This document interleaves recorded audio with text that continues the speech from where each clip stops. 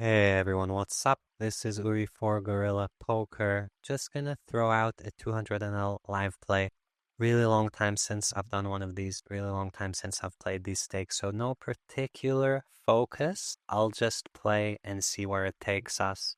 Back in the day, I used to talk about how do you beat low stakes, and there are all sorts of ways, and one is to make an assumption that people are too passive, too nitty, too face up in a bunch of spots.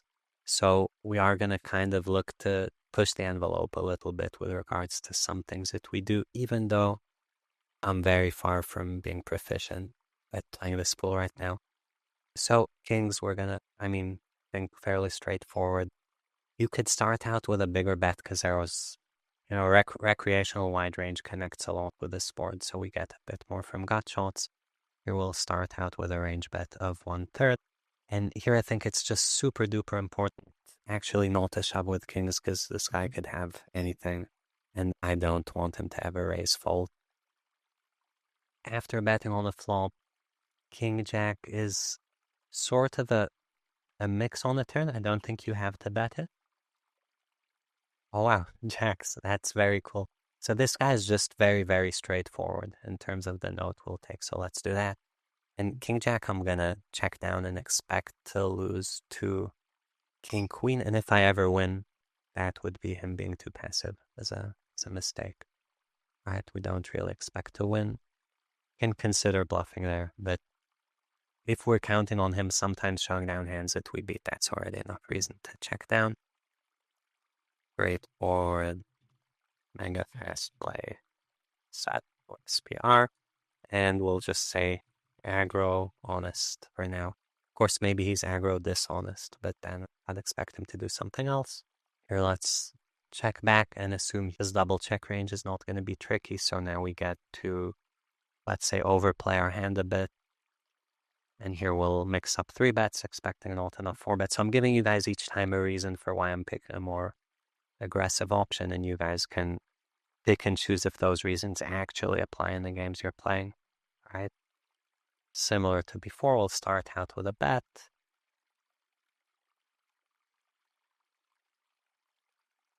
And fold this to a raise, of course.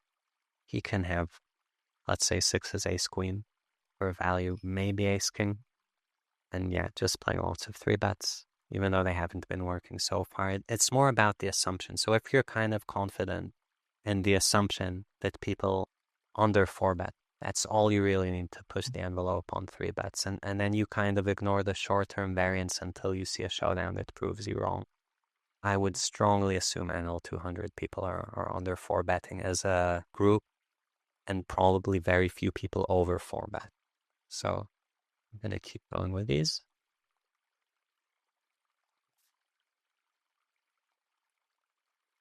Let's keep the theme. You guys are noticing me betting bigger on these boards. That's because the boards are a bit more dynamic. And what you can note again here is that this guy c-bet out of position 3-way on the board. And the reason to note that is some guys check their entire range there, and then the fact that he even has a betting range implies something about his checking range, and we might be more likely to attack it. Here, let's start bluffing this hand and see where it takes us. This is a hand you could try to show down, but in practice, you don't capture much EV there. And again, if we expect under check raises and some runouts get overfolded, I know I'm being a bit hypothetical, quickly betting starts to overperform. It's crazy. That's a really big squeeze. So once the squeeze gets this big, 8s is indifferent at best. So I'm probably gonna just fold this. It feels too big for 8s. So yeah.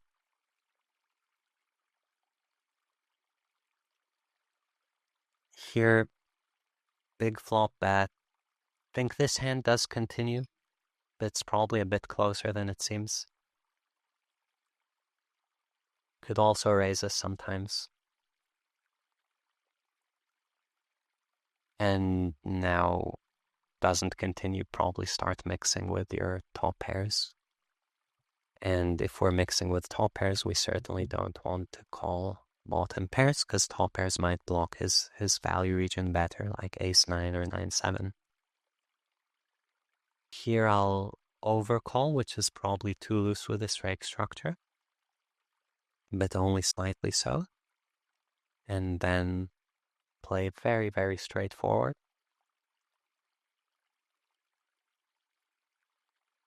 Ace of hearts turn. I think I get to actually have betting range here. Because I'm the one with 3s and 5s and 8s most often and the suited aces. I'm not sure about this. This is a bit of a unique spot 4-way. This puts people in a tough spot with ace, king, ace, queen. They might make a mistake with some of those hands. Now, if I guess this is just a shove. Enough kind of missed. He might look at ace, king with king of hearts and think it's a good call or something. Diamonds might have bet the flop. Flushes might snap call even though they should probably mix fold. So all sorts of kind of things going through my head. This is a fast format, guys, to explain as we play. Those are the thoughts going through my head. Very, very exploitative at that stage. I don't think there's too much theory to it. I'm very polar, so I should mostly be betting. You think about the river. Does the river change enough where I start having much of a checking range and then I want to protect it? These are the sorts of thoughts you'd want to have. I guess I haven't seen, the jacks was very misplayed. The king-queen offsuit, I think, was a fold. But other than that, played reasonably. So nothing too special. We're kind of collecting information. We'll see how things pan out. Here, I never bet anything because two guys called. This is way too big of a bet for this situation.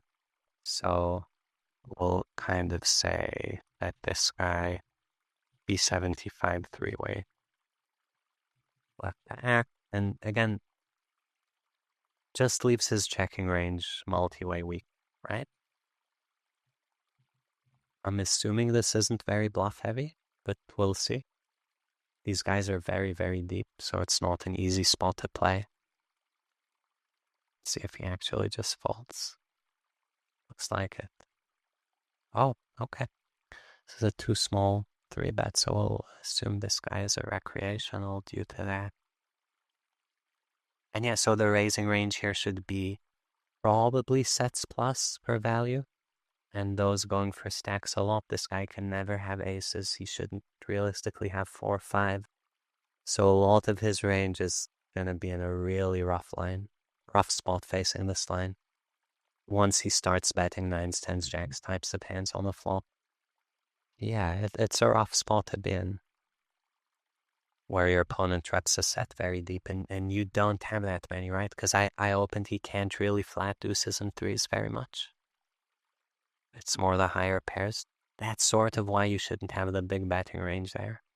The other guy is the one with a range that puts tons of money, and your range is more putting in small amounts of money. It's just kind of inappropriate.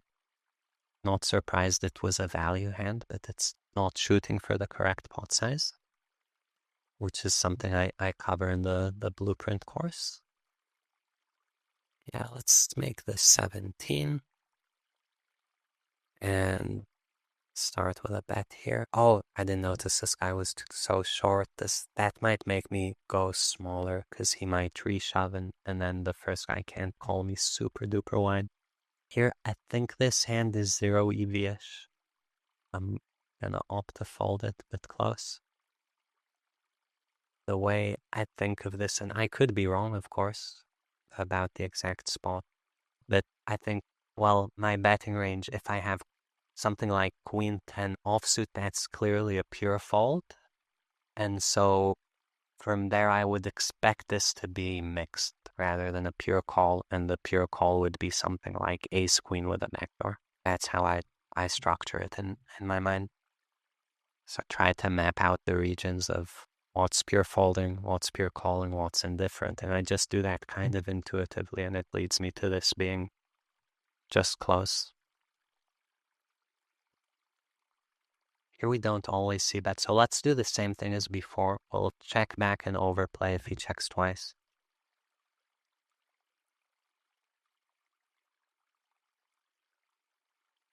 This is actually a really strong hand here with that 10 got shot. Maybe it's less overplay and more overbluff. We'll see when they check twice.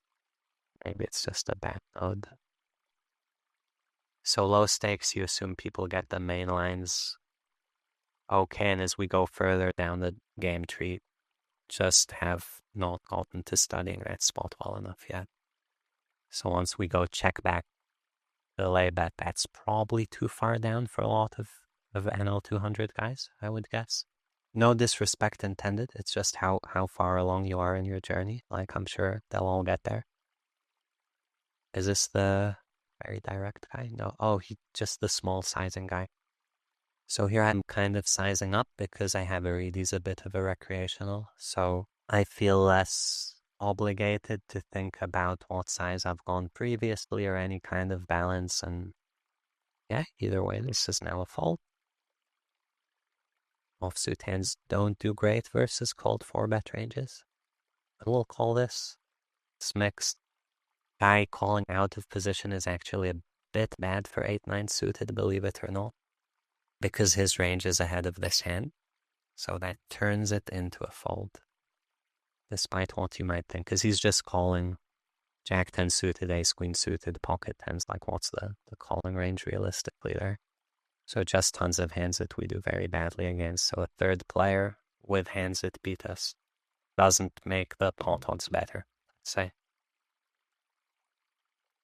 So if he checks again and I overbet, presumably, usually he's just folding everything, but yeah, let's see. I mean, if this keeps happening, we'll just run this line as a bluff for a bit. Can't always happen. We just are dealing with tiny sample sizes for now. This is maybe too loose.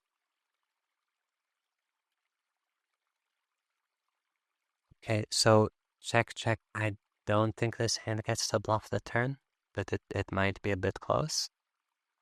And then I am gonna bet the river and just go a size where I'm repping like a wide value bet range, and the hope is he folds something like fours or ace high enough of the time. So I always, with a size, I think, what hand am I value betting? And yes, low time banks, so you really want to automate these decisions as much as you can.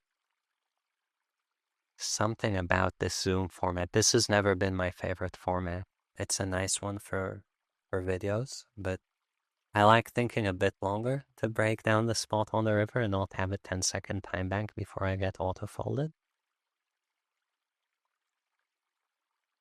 So let's try, given we've gotten 3 out of 3, not that it means anything. I'll try to check back Aaron to delay overbet and see what happens. Here, kicker doesn't play. It's a rough spot to get value. We'll say that much with ace-9. And doesn't need protection. It's tough to imagine hands worse calling me multiple streets, so I'll check, give him a chance to bluff. It's very tempting to 2-barrel bluff any air combo here. This is a nice combo to bluff raise. Imagine you check back 4-5, now you bet it, and then how do you not bet the river? So this to me is a call, pretty much. And yeah, this is fine.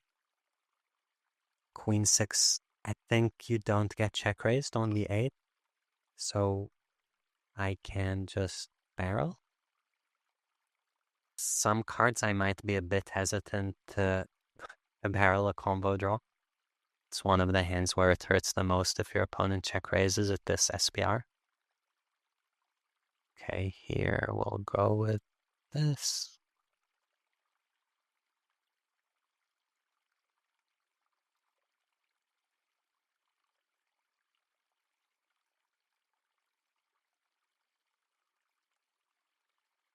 Queen 6, opponent's check raising range is supposed to be a bunch of backdoors. These mostly give up on the 6.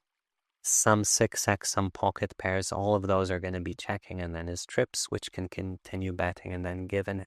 This feels like a very bad card for his range, generally speaking, so I don't expect a lot of aggression. He can't go piling in money because all our queens chop.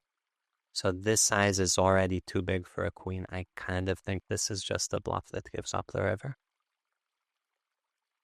Right? Because once he starts going really big with a queen, I just call him with chops. So this something doesn't ring right for me with this being a value bet. And then given it's a bluff, I don't expect him to have 8s or improve on the 9 very much. Let's actually do this. Because maybe this triggers something. I don't think we're ever beat. Let's see. There you go. Could have maybe gotten another big blind. Yeah, fun hand here.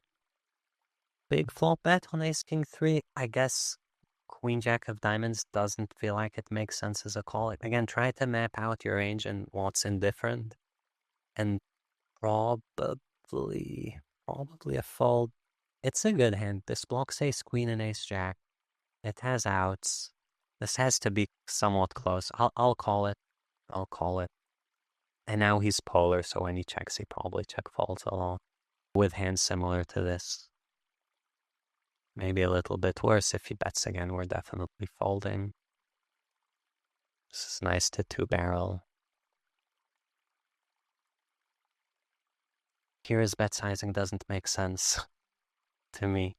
I think if he has it, he goes bigger. Geometric, right? There's no real hand this makes sense for, so I'm going to keep calling even though I intended to fold. And here, because the ISO is a bit small, I'll actually 3-bet this hand, which is a bit loose. And yeah, here, kind of like I'm repping that I have an ace, and then what? I don't know. I'm just gonna bet this size. I think it makes sense. Yeah, so is this maybe a video about soul reading sizes and lines? Maybe that's a good subject, because I feel like technically this is not anything too interesting. So let's sit out. We'll talk about that hand and we'll wrap up.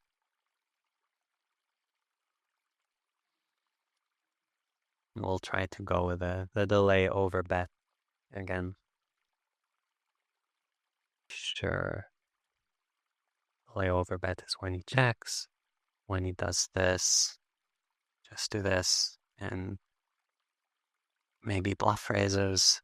I don't know. Doesn't feel like he's very strong. 9. Deuces. Okay, fair. So let's quickly go through this one. And maybe we'll even load the sim for you guys. So the idea is he goes for a polar size.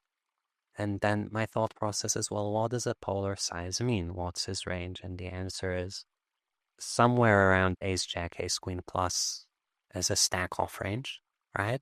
Plus bluffs.